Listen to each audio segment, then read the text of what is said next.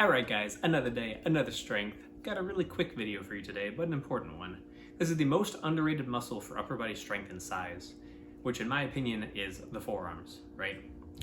So, forearms are often neglected, and it's because people don't usually think of them for whatever reason when they think of training arms, or just in general. They think of the biceps and the triceps, but the forearms, they are juicy, make you look like Popeye, and they really fill out the look of the arm.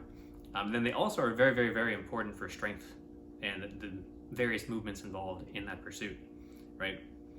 So from a strength perspective, the forearms, the hands in general, are your connection to the bar for every single upper body lift. And the deadlift, I know you can use straps, so that kind of negates that. But this goes beyond just the press and the bench. We also have rows, chins, elbow flexion and extension, aka curls, and triceps. So basically anything involving the upper body, you're gonna have your forearms, they're gonna be a part of that. And like, you're not gonna use straps for like press, bench, curls, and triceps, for example, right? So like your forearms are involved, whether you like it or not, to some degree.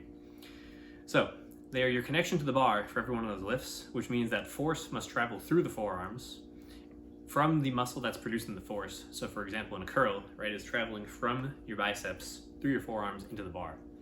So you wanna make sure that you have a really strong, rigid forearm there, so that the force gets adequately transferred through it. And it works the same way as your abs and your lower back do in a compound lift, like a squat or a deadlift, right? So your hips and knees and the muscles that cross those joints are producing a lot of force, and it's traveling through your abs, through your lower back, right? So you want those to be as strong as possible so you can transfer as much of the force as possible. And I really think it's the same thing with the forearms. Forearms are probably a little bit stronger in general, but like the wrist itself is a joint that can move around. So the stronger your forearm, the stronger your wrist is gonna be, and the less movement you're gonna have there, right? So my question I would ask is, if you think it's not true, is the same person in a one-to-one comparison going to be stronger or weaker with giant abs and spinal erectors, right? And are they gonna be stronger or weaker with giant forearms, right? They're obviously gonna be stronger. So now you might ask yourself, well, is it worth the cost of getting jacked forearms to get there? And I say absolutely, because they really require very little recovery cost if you're programming them intelligently, right?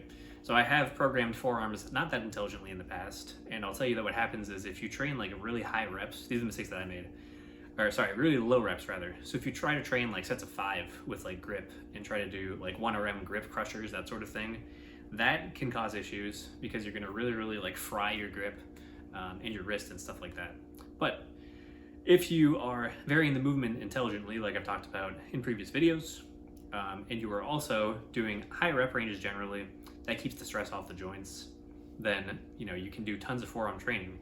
And on top of that, they don't really interfere with any lower body lifts, so you can train them on your upper body days, and then you can also train them on your lower body days, and even just like train them first before you even do your squats, for example, because they're not going to really have a huge impact on those lifts.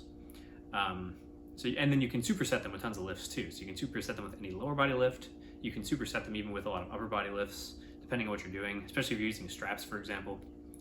But yeah, so that's really it about the forearms. Hope you guys enjoyed this video.